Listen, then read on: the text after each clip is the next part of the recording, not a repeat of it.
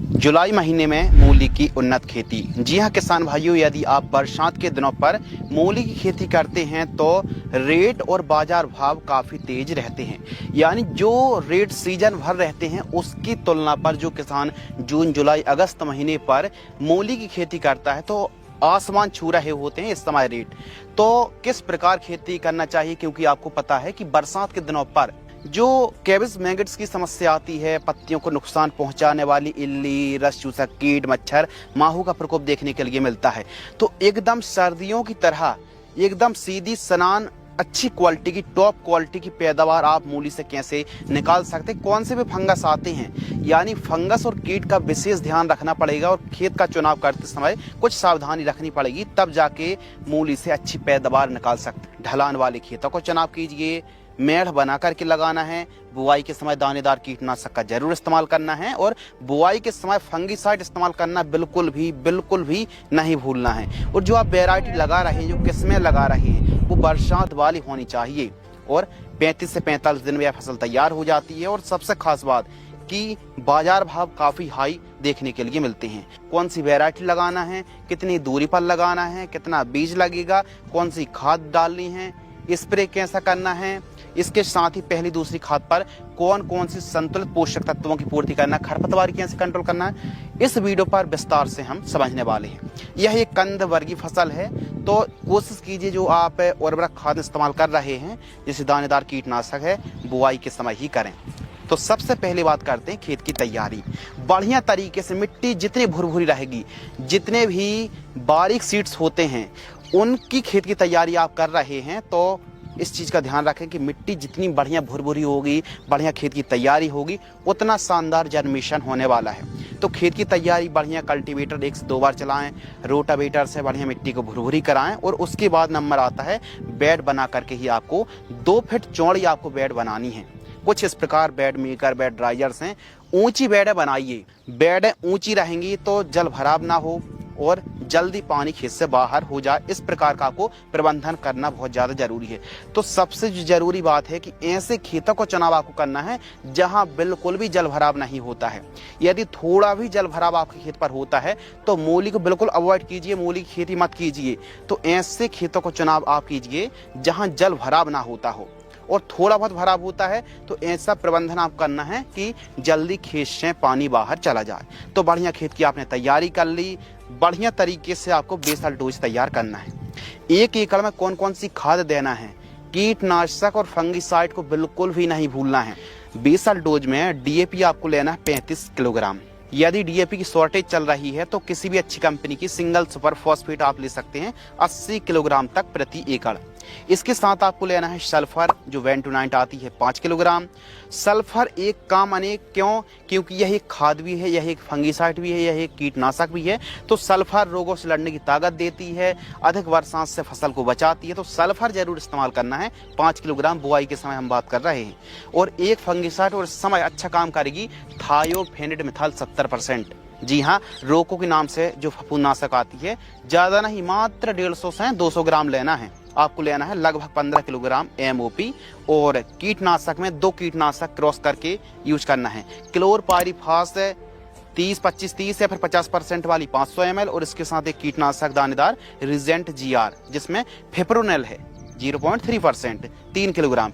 इन जो हमने खादों के नाम बताए हैं, फंगिसाइड के नाम बताए हैं, इनको अच्छी तरीके से मिक्स कर लीजिए और क्लोरपाइरीफास भी इन्हीं में ठीक तरीके से मिला दीजिए।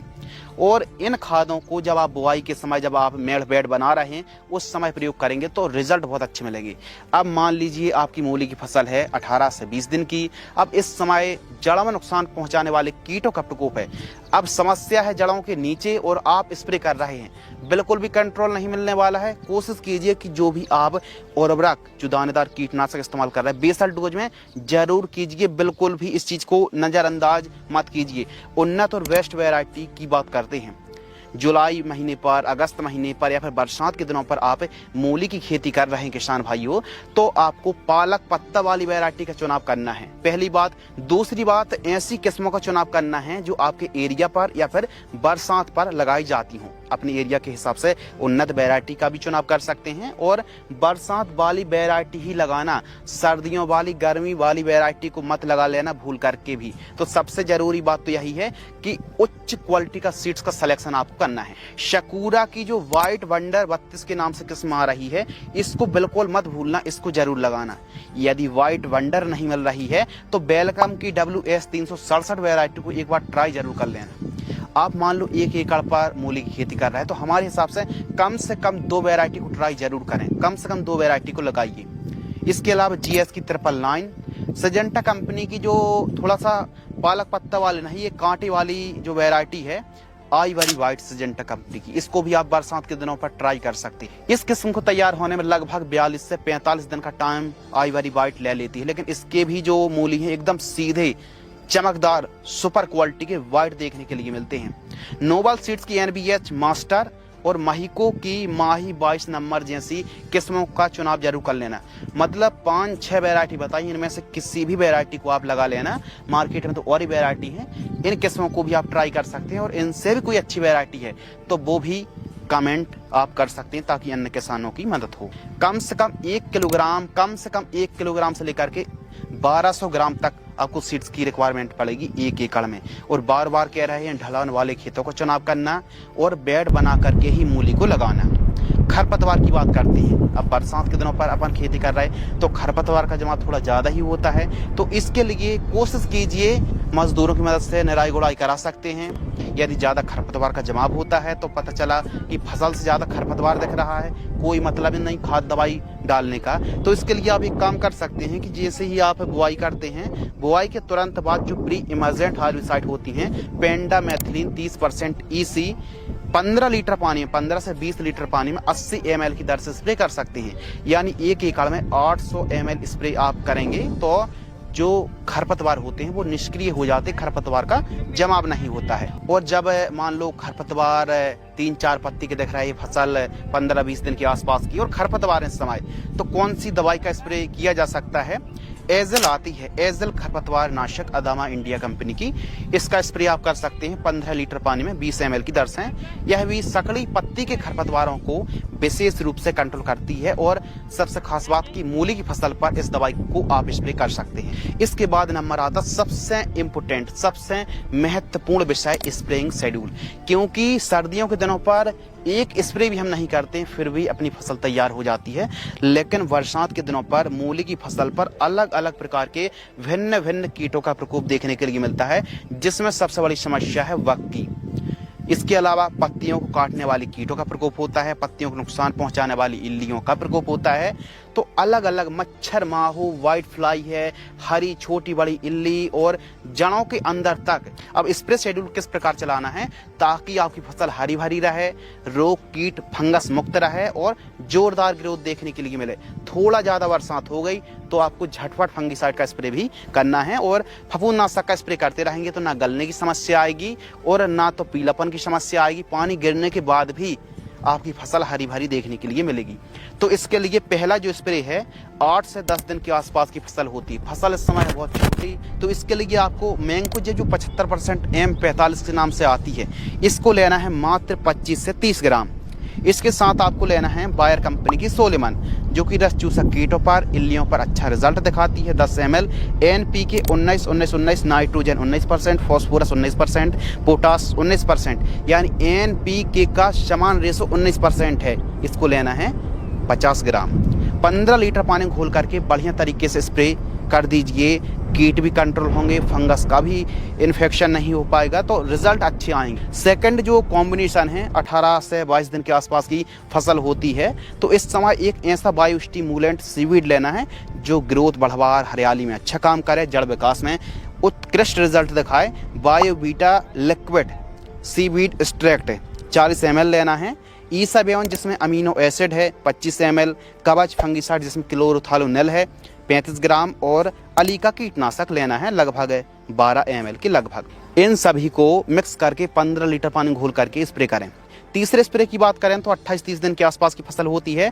तो यदि आप इस समय 52-34 के साथ बोरॉन का स्प्रे कर देते हैं तो चमत्कार हो जाएगा, साइज में वृद्धि होगी और चमक क्वालिटी बढ़ जाएगी। NPK 052-34 किसी अच्छी कंपनी का लीजिए 75 ग्राम, बोरॉन 15 ग्राम, CTPR क्लोरेंट्रा नीलीप्रोल किसी अच्छी कंपनी का 5 से 6 ml, रेडोमिल गोल्ड फंगिसाइड 25 ग्राम 15 लीटर पानी में घोल करके स्प्रे आप कर सकते हैं। इसी प्रकार फोर्थ जो स्प्रे है, आवश्यकता अनुसार 38 दिन की फसल है, ज़रूरत है तो इस समय सिलिकॉन 20 ml, एकतारा 10 ग्राम, एमामेक्टिन वेंजोएट 5% SG 10 ग्राम और टाटा की ताकत फंगिसाइड 40 ग्राम, इनको बढ़िया तरीके से मिक्स करके 15 लीटर पानी घोल करके स्प्रे करें। तो इस प्रकार आवश्यकता अनुसार अपनी मूली की फसल पर जरूरत के हिसाब से फफूंदनाशक कीटनाशक को मिला करके स्प्रे करते रहें। तो ये था स्प्रे शेड्यूल जो कि मूली की फसल पर बरसात के दिनों पर सबसे उत्कृष्ट रिजल्ट दिखाएगा। इसी प्रकार बात करते हैं खाद शेड्यूल। देखो, मूली की फसल पर टाइम टू टाइम पोषक तत्वों की पूर्ति करना बहुत ज़्यादा ज़रूरी है। यदि आप सोच रहे हैं केवल नॉर्मल सी दवाई स्प्रे कर देंगे, यूरिया खाद डाल देंगे, मेड़ बेड में लगा देंगे तो मूली से अच्छी पैदावार निकल आएगी, भूल में मत रहिए। बरसात के दिनों पर मूली को ग्रो करना डिफ़िकल्टी वाला काम है। यदि बढ़िया स्ट्रेटजी आप तैयार करेंगे, बढ़िया तरीके से कीटनाशक फंगिसाइड का स्प्रे करेंगे, तभी जाके उत्पादन और फिर बाजार भाव तो ताबड़तोड़ मिलते हैं, यानी बहुत ही तेज रेट देखने के लिए मिलते हैं। 5-7 रुपये की एक मूली जाती है। पहली खाद 15 दिवस के आसपास की फसल होती है बुआई से। तो यूरिया इस समय आपको लेना है 18 से 20 किलोग्राम, ह्यूमिक एसिड किसी अच्छी कंपनी का 500 ग्राम।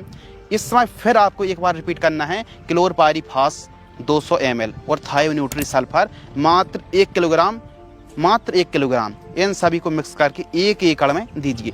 जड़ों से थोड़ा दूर इनका प्रयोग करें। दूसरी खाद में जब 25-28 दिन के आसपास की फसल होती है तो मैग्नीशियम सल्फेट जरूर लीजिए और फिर फसल की हरियाली जरूर देखना। हरियाली में और पैदावार में, साइज के विकास में मैग्नीशियम सल्फेट अच्छा काम करती है। 5 किलोग्राम। पोटास आपको 15 किलोग्राम लेना है साइज वृद्धि में, और यूरिया 20 किलोग्राम। इनका इस्तेमाल आप कीजिए। इस प्रकार खाद शेड्यूल चलाइए। मूली की फसल 40 से 45 दिन में तैयार हो जाती है। कुछ ऐसी वैरायटी हैं जो 35 दिन में भी तैयार हो रही हैं। आप मान लीजिए लगभग 45 दिन के आसपास का टाइम लग जाएगा।